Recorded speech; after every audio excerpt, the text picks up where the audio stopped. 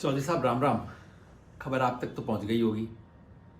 भारत सरकार ने आज आपको भारत रत्न की उपाधि दे दी है। पहले हो जानी चाहिए थी।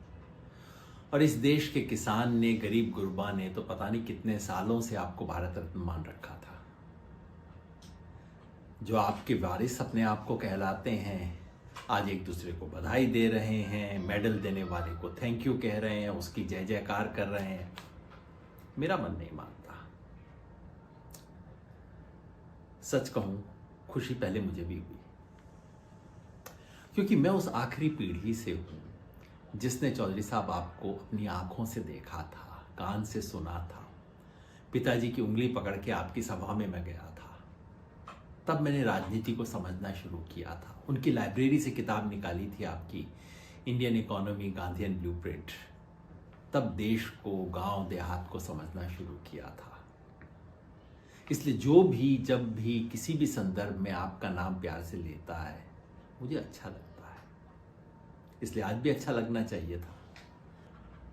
लेकिन आपने ही मुझे इस सारे तामझाम तमाशे के बीच कुछ कड़े और सीधे सवाल पूछना सिखाया था। सवाल ये है कि किस चौधरी चरण सिंह को यह सम्मान मिला है?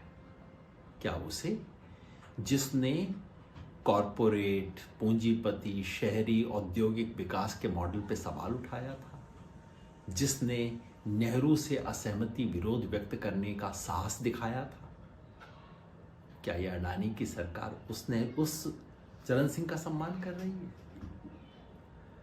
क्या ये उस चौधरी चरण सिंह का सम्मान है जिसने जिंदगी में हर वक्त किसान को सबसे आगे रखा, किसान को इस देश की पहली प्राथमिकता बनाया, किसानों के खिलाफ 3 काले कानून लाने वाली, 700 से ज्यादा किसानों की शहादत का कारण बनने वाली ये सरकार उस चौधरी साहब का सम्मान कर रही है?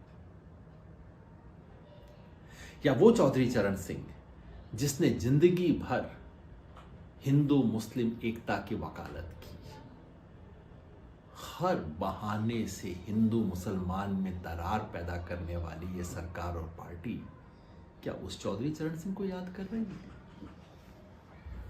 या कि आज उस चौधरी साहब को सम्मान किया जा रहा है जिसकी जरूरत है एक राज्य के, एक इलाके में, एक वर्ग के लोगों का वोट लेने के लिए? बात कड़वी है चौधरी साहब, लेकिन कड़वी बात कहने से आपने कभी गुरेज नहीं किया जिंदगी में। दिल जीतने के लिए नहीं, दल जीतने के लिए है, चुनाव जीतने के लिए है, आपकी विरासत को लूटने के लिए है। चौधरी साहब, ये मुझसे बर्दाश्त नहीं होता। आपकी विरासत के साथ वही हो रहा है जो बाबा साहब अम्बेडकर के साथ हुआ है, जो सरदार पटेल के साथ हो रहा है, जो कर्पूरी ठाकुर के साथ अभी हुआ। एक महापुरुष की विरासत को पहले एक वर्ग, फिर एक जाति, फिर एक इलाके, फिर एक दल की प्रॉपर्टी बनाया जा रहा है।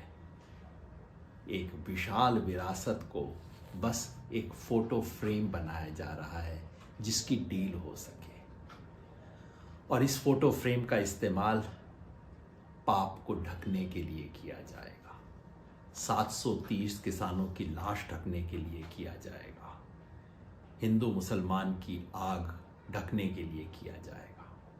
ये बर्दाश्त नहीं होता। लेकिन सच कहूं चौधरी साहब, मैं ये जो अपने आप को आपका वारिस कहते हैं, उन लोगों को दोष नहीं देता। दोष हमारा है। हम भी तो आपके उतने ही वारिस हैं जितना कि ये सब लोग। देश भर का किसान आंदोलन आपका वारिस है। देश भर में कमेरों की राजनीति करने वाले आपके वारिस हैं। गलती तो हमसे हुई है, हमने आपकी विरासत पे काम नहीं किया। आज हम सब की जिम्मेवारी पहले से बढ़ गई है। चौधरी साहब, आपके दिखाए रास्ते पे काम करना आज पहले से ज़्यादा मुश्किल हो गया है, लेकिन पहले से ज़्यादा जरूरी भी। राम राम जी।